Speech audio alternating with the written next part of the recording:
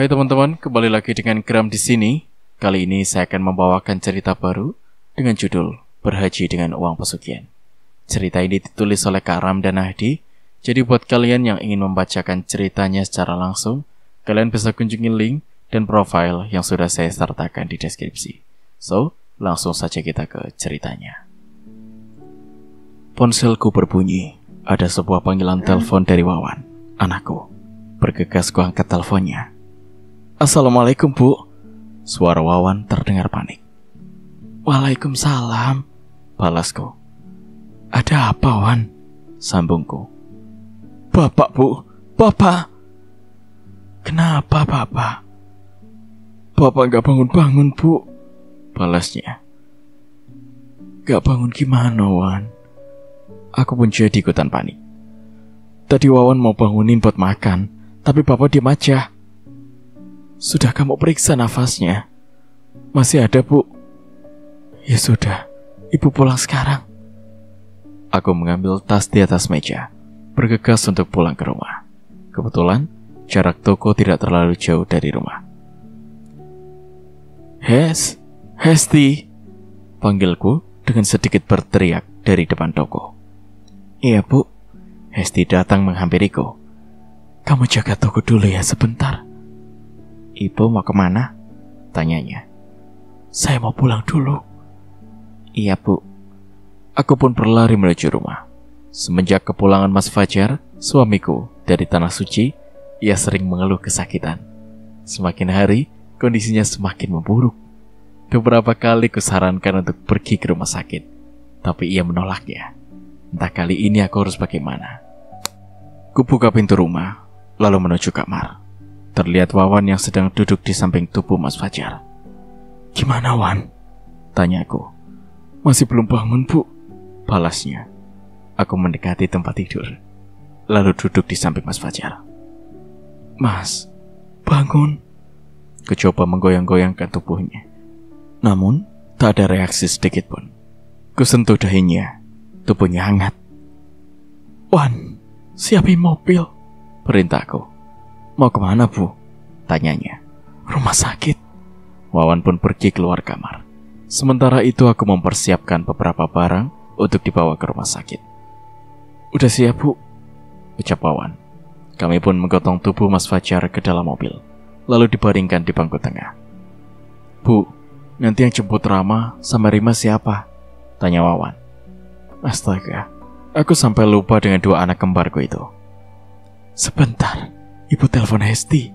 Kita jalan dulu saja. Mobil mulai melaju menuju rumah sakit. Kuambil telepon di dalam tas, lalu menghubungi Hesti. Sekitar 15 menit kemudian, kami pun sampai di rumah sakit. Wawan langsung keluar dari mobil, meminta pada pegawai rumah sakit untuk dibawakan berangkar. Tak lama, berangkar sudah berada di dekat mobil. Beberapa perawat pria dan Wawan memindahkan Mas Fajar dari dalam mobil, kemudian dibawa ke ruang UGD. Selama pemeriksaan, aku dan Wawan tidak diperbolehkan masuk. Kami hanya bisa menunggu duduk di bangku depan UGD. Pintu UGD terbuka. Seorang dokter keluar dari dalam. Spontan aku dan Wawan berdiri menyambutnya, menantikan kabar baik darinya. Bagaimana, Dok? Apakah suami saya baik-baik saja? Tanyaku. Suami Ibu mengalami koma, balasnya. Tapi kami harus melakukan beberapa pemeriksaan lagi untuk mengetahui penyebabnya, sambungnya. Apakah ada kemungkinan ayah saya sadar kembali, Dok? Tanya Wawan. Saya harus memastikan dulu kondisinya. Doakan saja yang terbaik, balas dokter.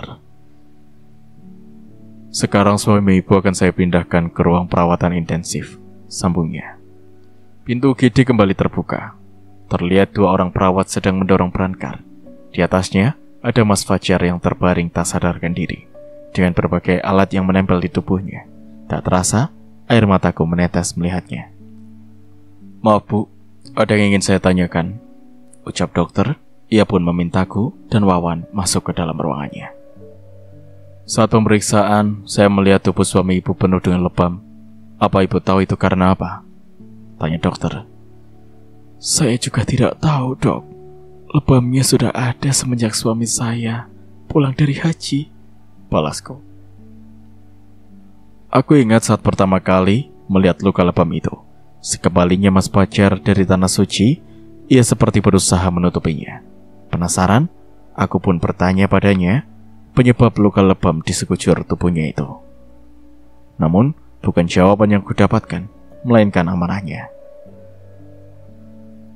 Baiklah, nanti saya akan melakukan pemeriksaan lanjutan.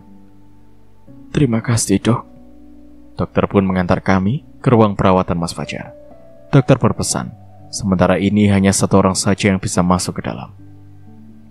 Ibu mau masuk? Tanya Wawan. Aku menggelengkan kepala, khawatir tak kuat menahan rasa sedih di dalam. Kamu saja, balasku. Wawan pun menolak. Mungkin ia merasakan hal yang sama denganku. Kamu jangan kabarin nenek atau kakek dulu ya, Wan, pintaku. Biar nanti ibu yang kabarin, sambungku. Iya, Bu, balasnya.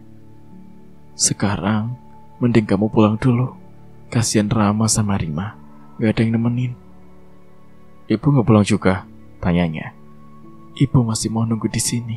Siapa tahu nanti bapak kamu sadar, balasku. Iya, Bu. Wawan mencium punggung tanganku. Wawan pamit pulang dulu, Bu. Nanti habis maghrib kesini lagi, ucapnya. Iya, hati-hati ya, pesanku. Assalamualaikum. Waalaikumsalam. Wawan pun pergi pulang ke rumah. Waktu cepat berlalu. Tak terasa sudah 1 jam aku duduk di depan ruang perawatan. Ku ambil ponsel di dalam tas, melihat daftar kontak. Siapa yang harus ku beritahu pertama kali? Pikirku. Terlintas nama Mas Firman, kakak kandung suamiku. Aku pun menghubunginya, memberi kabar kalau adiknya sedang dirawat di rumah sakit. Sayup-sayup terdengar suara azan maghrib berkumandang. Aku bangkit dari kursi, lalu berjalan menuju musola rumah sakit. Kulihat hanya ada beberapa orang saja di musola. Bergegas ku ambil wudhu, lalu mencari mukena di lemari penyimpanan. Sesudah sholat, aku duduk dan berdoa, mendoakan agar Mas Fajar segera pulih dari komanya. Setelah sholat Isya, aku kembali ke ruang perawatan. Dari kejauhan terlihat 2 orang sedang duduk di sana. Bukan Wawan, melainkan Mas Firman dan Ustadz Haidir. Assalamualaikum, sapaku mengagetkan mereka. Waalaikumsalam, jawab Mas Firman dan Ustadz Haidir kompak sambil berdiri. Maaf, lupa ngasih tahu kamu kalau Mas kesini, ucap Mas Firman. Gak apa-apa, Mas, balasku. Fajar masih belum sadar, ucapnya sembari melihat kaca yang mengarah ke dalam ruang perawatan. Belum, Mas. Maksud Mas kesini karena ada sesuatu yang mau Mas tanyakan, ucap Mas Firman seraya duduk diikuti aku dan Ustadz Haidir. Ada masalah apa ya, Mas? Tanyaku. Mas Firman terdiam, matanya melirik ke arah Ustadz Haidir. Biar Pak Ustadz saja yang bicara. Maaf, Demurni, pertanyaannya mungkin akan mengagetkan, ucap Ustadz Haidir. Tidak apa-apa, Pak Ustadz. Aku sudah siap dengan pertanyaannya. Apakah Ade tahu kalau Fajar sudah melakukan pesugihan? Tanya Ustadz Haidir. Sebuah pertanyaan yang tak terduga hingga membuatku beristighfar berkali-kali. Pesugihan? Ucapku terbata-bata. Aku masih tak percaya dengan apa yang kudengar barusan. Iya, Mur. Selama ini Fajar sudah melakukan pesugihan, timpal Mas Firman. Apakah Mas dan Pak Ustadz yakin? Tanyaku, berharap apa yang kudengar salah. Fajar sendiri yang bilang sama saya waktu kami di Mekah, balas Ustadz Haidir. Jadi kamu gak tahu, Mur? Tanya Mas Firman. Murni benar-benar gak tahu, Mas, balasku. Sungguh aku tak menyangka selama ini suamiku menyimpan sebuah rahasia. Rahasia yang begitu menyakitkan. Jadi selama ini kami makan dari uang haram. Astagfirullahaladzim. Apakah Demurni tahu tentang luka lebam di badan Fajar? Tanya Ustadz Haidir. Saya tidak tahu, Pak Ustadz, balasku. Ustadz Haidir bercerita, suamiku mulai terlihat aneh saat pertama kali menginjakkan kaki di Mekah. Fajar bilang kepalanya berat, ucap Ustadz Haidir. Padahal selama di pesawat dan perjalanan ke Mekah, dia baik-baik saja, sambungnya. Sampai tibalah Mas Fajar di hotel, ia terus mengeluhkan kepalanya pusing, ditambah penglihatannya yang mulai kabur. Ustadz Haidir, selaku pemimpin jemaah, memintanya untuk beristirahat di kamar. Saat malam tiba, kondisi Mas Fajar belum juga membaik. Badannya menggigil, disertai demam tinggi. Ustadz Haidar bergegas membawanya ke rumah sakit. Diagnosis awalnya, Fajar kena meningitis, ucap Ustadz Haidar. Tapi setelah dilakukan beberapa pemeriksaan, dokter bilang tidak ada indikasi ke arah sana, sambungnya. Jadi Mas Fajar sakit apa Pak Ustadz? Tanyaku. Apa Fajar tidak menghubungi kamu waktu itu? Ustadz Haidir malah balik bertanya. Mas Fajar sempat sekali menghubungi saya. Dia bilang cuma sakit biasa. Mungkin karena kelelahan atau perbedaan cuaca, jelasku. Sebenarnya saya juga tidak tahu itu penyakit apa. Bahkan sampai dibawa pulang pun, dokter masih belum bisa mengetahui penyakitnya dengan jelas. Ustadz Haidir hanya menemani Mas Fajar semalam di rumah sakit. Selebihnya ia harus memimpin jamaah untuk persiapan proses haji, sehingga ia hanya mendapatkan kabar via telepon. Salah satu petugas asal Indonesia yang menjaga di sana bilang kalau Fajar sering berteriak-teriak sendiri. Setiap malam, Mas Fajar selalu berteriak kesakitan. Ia sempat bilang tubuhnya seperti terbakar, panas sekali. Namun, pihak rumah sakit tidak tahu penyebabnya. Hingga akhirnya, ia harus diberi obat penenang. Di sela-sela kesibukan Ustadz Haidir memimpin jemaah, ia menyempatkan diri untuk datang sebentar ke rumah sakit, melihat bagaimana kondisi Mas Fajar yang sebenarnya. Demi Allah, saya kaget. Waktu lihat badannya, sudah banyak lebam. Apa Mas Fajar cerita dari mana asal lebamnya Pak Ustadz? Ya, dia cerita, balas Ustadz Haidir. Dia bilang setiap hari badannya dicampuk oleh orang berbadan tinggi besar dan berkulit hitam legam, sambungnya. Aku tak mengerti maksud ucapan Ustadz Haidir, orang berkulit hitam legam. Siapa orangnya? Tanyaku penasaran. Bukan orang, sepertinya lebih ke bangsa jin. Bangsa jin? Bagaimana bisa Pak Ustadz? Beberapa kali sosok tinggi besar itu datang ke mimpi Fajar sambil membawa cambuk berduri. Sosok itu sepertinya marah, terus berteriak sambil mengayunkan cambuknya ke tubuh Fajar. Setiap kali ayunan cambuknya mengenai tubuh Fajar, rasa sakitnya dirasakan sampai ke dunia nyata, bahkan sampai menimbulkan luka lebam di sekujur tubuhnya, jelas Ustadz Haidir. Pak Ustadz, tolong saya, sakit. Lanjutnya, menirukan ucapan Mas Fajar. Itu kata-kata yang sering terlontar dari mulutnya. Lanjutnya lagi. Sampai akhirnya di satu titik, Mas Fajar sudah tidak kuat lagi menerima siksaan dari sosok itu. Kemudian, mengaku kalau uang yang ia gunakan untuk berhaji adalah uang haram, hasil pesugihan. Ustadz Haidir memberi saran kepada Mas Fajar untuk melakukan taubatan nasuha, agar Allah mengampuni dosanya dan siksaan itu segera berakhir. Alhamdulillah, setelah melakukan taubatan nasuhan, tak lama kemudian kondisinya membaik. Fajar pun diperbolehkan pulang ke hotel. Tapi, ucap Ustadz Haidir, banyak ujian yang harus ia hadapi selama prosesi haji, sambungnya. Ujian apa Pak Ustadz? Saat wukuf di Padang Arafah, Mas Fajar merasakan panas yang luar biasa. Saking panasnya, berkali-kali ia menyiramkan air ke kepalanya. Padahal saat itu suhu udara di sana tidak terlalu panas. Saya meminta dia untuk terus berzikir dan memohon ampunan kepada Allah agar rasa panasnya itu hilang. Aneh, setiap kali Mas Fajar menghentikan zikirnya, rasa panas itu kembali muncul, sehingga ia harus terus berzikir sampai meninggalkan Arafah. Selanjutnya, rombongan bergerak ke arah Musdalifah untuk bermalam di sana.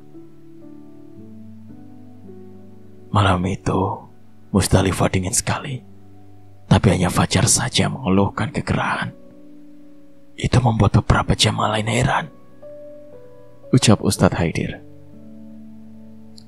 Entah jam berapa, Fajar datang menghampiri saya. Ia bilang, melihat wanita diseret. Jujur, saya kaget mendengarnya. Lalu memintanya untuk menunjukkan di mana ia melihat kejadian itu. Sambungnya, jawabannya waktu itu, dia bilang melihat di dalam mimpi. Sambungnya lagi, Mas Fajar sempat tertidur, lalu bermimpi melihat wanita tanpa busana diseret oleh dua orang berperawakan besar. Rambutnya ditarik. Saking kencangnya, beberapa kali tarikannya terlepas, diikuti kulit kepala yang terkelupas.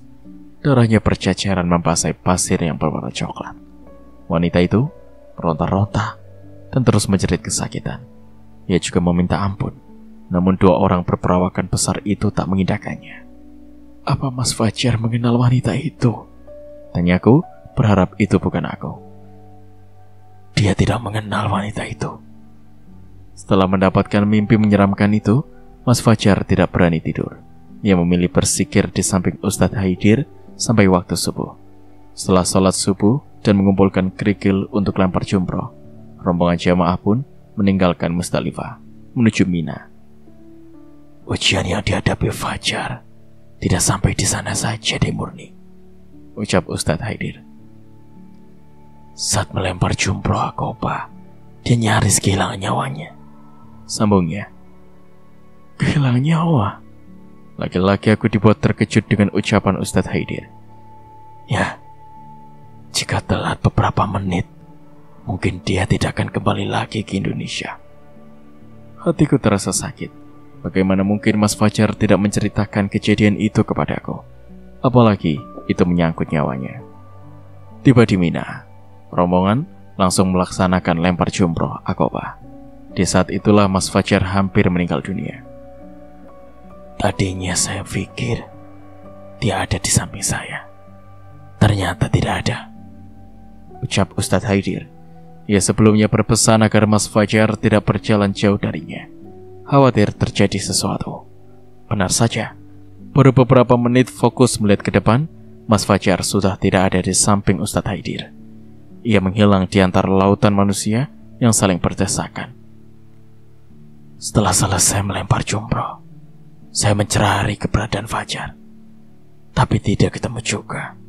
Sampai sayup-sayup terdengar teriakan minta tolong. Bergegas, Ustadz Haidir mendekati sumber suara itu. Ia harus melawan arus jamaah yang ingin melempar jumroh. Dengan susah payah, akhirnya ia sudah dekat dengan sumber suara itu, berharap bukan salah satu jemaah dari rombongannya. Semakin dekat, suaranya semakin jelas. Setelah dilihat, ternyata itu Mas Fajar yang sedang terbaring di tanah. Tubuhnya diinjak-injak oleh jemaah lain. Bergegas, Ustadz Haidir menolongnya. Sulit sekali menolong orang terjatuh di tengah kerumunan orang.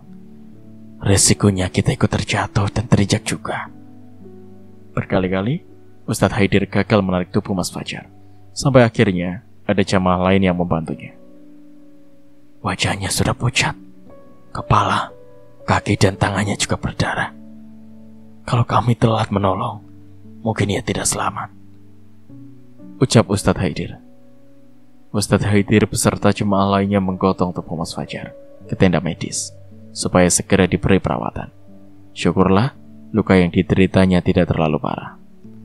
Seharusnya dengan luka seperti itu, dia tidak diperbolehkan pergi kemana-mana. Tapi ia masih memaksa ikut bersama rombongan pergi ke Mekah untuk melakukan tawaf ifadah. Imbuhnya, awalnya tenaga medis di sana tidak mengizinkan Mas Fajar pergi karena kondisinya masih kurang stabil Namun, ia terus memaksa untuk pergi bersama rombongan. Ya, aku sudah paham betul dengan sifat keras kepalanya itu. Akhirnya, Ustadz Haidir pun setuju. Namun dengan satu syarat, Mas Fajar harus mengenakan kursi roda. Apa Mas Fajar mau, Pak Ustadz? Tanyaku. Harus mau. Soalnya untuk jalan saja dia kesulitan, balas Ustadz Haidir. Singkat cerita, rombongan pun berangkat menuju Mekah dengan berjalan kaki, melintasi beberapa terowongan yang menembus bukit. Kami pun melewati jalan pintas, khusus pejalan kaki, ucap Ustadz Haidir. Sekitar kurang lebih 1,5 jam, rombongan tiba di ujung terowongan terakhir. Dari sana, kita langsung berhadapan dengan pintu Babu Salam di Masjidil Haram. Tak terasa, air mataku menetes. Larut dalam cerita Ustadz Haidir. Aku membayangkan berdiri di sana dan melihat Masjidil Haram secara langsung. Seandainya waktu itu Mas Fajar mengizinkanku pergi bersamanya, mungkin aku akan berdiri di dekatnya sambil menatap pintu masuk Masjidil Haram.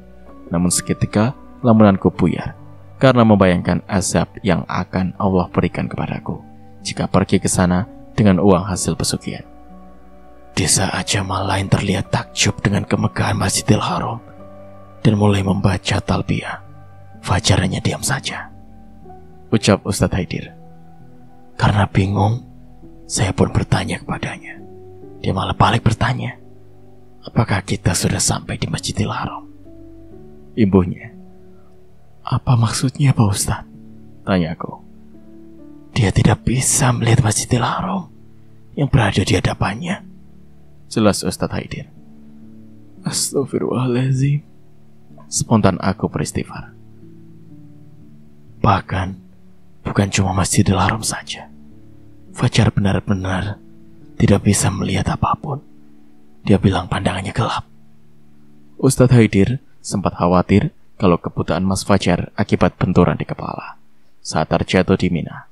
Ia pun berinisiatif untuk membawa Mas Fajar ke ambulan terdekat. Namun Mas Fajar menolak untuk ditinggalkan di sana. Ia bersikukuh untuk melanjutkan prosesi ibadah haji, walaupun tidak bisa melihat apapun. Dulu saya sering mendengar cerita-cerita ini dari pemimpin jamaah kloter lain. Tapi baru kali ini saya benar-benar mengalaminya sendiri. Apalagi yang mengalami cobaan itu orang yang sudah dekat dengan saya. Rasanya sedih sekali melihat kondisi Fajar seperti itu. Aku juga tidak bisa membayangkan jika berada di posisi Mas Fajar. Ustadz Haidir kembali membawa Mas Fajar ke rombongan. Namun tiba-tiba ia kembali mengeluhkan sesuatu. Ia bilang, kenapa berisik sekali? Banyak orang berteriak-teriak, ucap Ustadz Haidir. Berteriak-teriak bagaimana Pak Ustadz? Tanyaku. Berteriak-teriak seperti membentak Fajar, tapi dengan menggunakan bahasa Arab. Ustadz Haidir kembali dibuat kebingungan. Tidak ada siapapun yang berteriak-teriak di dekat Mas Fajar. Apalagi sejak tadi Ustadz Haidir berada di dekatnya. Sementara itu, jemaah lain dari tadi hanya berdiri sambil membaca talbiyah. Tepat di depan pintu Babu Salam, Fajar menangis. Ia bilang menyesal atas perbuatannya selama ini, ucap Ustadz Haidir. Saya pun memintanya untuk memohon maaf dengan sungguh-sungguh kepada Allah. Semoga saja semua dosanya bisa diampuni, lanjutnya. Namun, semua penyesalan Mas Fajar itu tidak membuat penglihatannya kembali. Sepertinya Allah tidak mengizinkannya untuk melihat Ka'bah secara langsung. Setelah tawaf, kami langsung melakukan sya'i. Awalnya, tidak ada keanehan dengan Fajar. Sampai tibalah kami di Bukit Marwah. Ia seperti merasa kelelahan. Keringat terus mengucur di keningnya, ucap Ustadz Haidir. Saya tanya, kenapa? Ia menjawab habis berlari jauh sekali. Padahal dari tadi dia duduk di kursi roda. Lanjutnya, dari Bukit Marwah, kami kembali ke Bukit Sofa. Di tengah perjalanan, Fajar meminta minum. Ia bilang tenggorokannya kering, haus. Lanjutnya lagi. Baru 3 putaran, Mas Fajar sudah menghabiskan 2 botol air mineral. Namun, rasa hausnya belum juga hilang. Ia terus meminta minum. Di perut lembah antara sofa dan marwah, terdapat keran berisi air, Zam-Zam. Ustadz Haidir berinisiatif untuk mengisi ulang botol air mineral Mas Fajar dengan air Zam-Zam, lalu memintanya untuk segera minum. Alhamdulillah, setelah minum air Zam-Zam, Fajar sudah tidak merasa kehausan lagi, ucap Ustadz Haidir. Mas Fajar pun melanjutkan sa'i sampai selesai. Setelah itu, rombongan kembali ke Mina untuk bermalam. Tiba di Mina, penglihatan Fajar akhirnya kembali. Tapi, ada satu kejadian yang cukup menghebohkan pada saat itu, ucap Ustadz Haidir. Ada apa Pak Ustadz? Tanyaku. Fajar kesurupan. Astagfirullahaladzim. Ada jin wanita yang merasuki tubuhnya. Jin wanita? Ya, anehnya jin itu bukan berasal dari tanah Arab, melainkan dari Indonesia. Malam itu, udara di Mina tidak terlalu dingin. Setelah sholat Isya, kami sudah kembali ke tenda untuk makan malam, ucap Ustadz Haidir. Setelah makan malam, Ustadz Haidir menyuruh Mas Fajar beristirahat di tendanya. Saya ingat betul, waktu itu sedang duduk di luar tenda, sambil mengobrol bersama jemaah lain. Beberapa jemaah mulai mengeluhkan keanehan yang terjadi dengan Fajar. Tapi saya meminta mereka untuk tidak bertanya langsung pada Fajar. Lebih baik fokus dengan ibadah haji saja. Ketika sedang mengobrol, tiba-tiba salah satu jemaah berlari menghampiri Ustadz Haidir. Dia bilang kalau Fajar dari tadi tidur sambil menangis, ucap Ustadz Haidir. Bergegas, Ustadz Haidir berlari ke tenda tempat Mas Fajar. Suara tangis yang menyayat hati mulai terdengar saat ia memasuki tenda. Saya mencoba membangunkannya, tapi tak bisa. Ia terus menangis, malah tangisannya semakin kencang. Ustadz Haidir mulai merapal doa, berharap Mas Fajar segera sadar. Namun bukannya tersadar, Mas Fajar malah mengerang kesakitan. Saya terus membacakan ayat-ayat ruqyah. Beberapa saat kemudian, Fajar akhirnya berbicara. Ia meminta tolong, ucap Ustadz Haidir. Saya merasa curiga kalau yang berbicara itu bukan Fajar. Dari cara berbicaranya sangat berbeda, seperti wanita. Lanjutnya, Ustadz Haidir terus merapal doa, hingga akhirnya Mas Fajar membuka mata lebar-lebar. Dengusan nafasnya terdengar kencang sekali. Ia terus melotot ke arah saya. Raut wajahnya tampak marah sekali. Dan saat itulah Ustadz Haidir sangat yakin kalau Mas Fajar sedang kesurupan. Ia meminta jemaah pria untuk memegangi tubuh Mas Fajar, lalu kembali merapal doa. Fajar mengamuk. Tenaganya kuat sekali. Sampai-sampai beberapa jemaah pria tidak kuat menanganinya, ucap Ustadz Haidir. Ustadz Haidir berusaha menenangkannya. Tak berselang lama, sosok berada di tubuh Mas Fajar mulai berbicara. Ia meminta untuk dipulangkan ke tempat tinggalnya. Di mana tempat tinggalnya Pak Ustadz? Tanyaku. Di Indonesia, lebih tepatnya di sebuah gunung di Jawa Barat. Gunung apa Pak Ustadz? Gunung Gede. Bagaimana dia bisa ikut ke sana Pak Ustadz? Saya juga tidak tahu. Yang jelas, ia meminta untuk segera pulang ke Indonesia. Kalau tidak, ia akan mencelakai Fajar, balas Ustadz Haidir. Ustadz Haidir tidak mengindahkan ancaman sosok itu. Ia merasa kalau itu hanya tipu daya setan, agar Mas Fajar tidak melanjutkan ibadah haji. Ustadz Haidir meminta air Zam-Zam, lalu dibacakan ayat-ayat ruqyah. Air itu kemudian diusapkan ke wajah Mas Fajar. Seketika itu, Mas Fajar berteriak kesakitan. Tak lama, suara teriakannya menghilang, diikuti dengan Mas Fajar yang tak sadarkan diri. Fajar membuka mata. Katanya badannya lemah sekali. Ia juga bilang kalau tadi bermimpi aneh, ucap Ustadz Haidir. Mimpi apa Pak Ustadz? Tanyaku. Ia melihat wanita yang sama dengan mimpi sebelumnya. Kali ini lebih jelas. Sekian untuk part kali ini, nantikan kelanjutan ceritanya di part berikutnya. Terima kasih.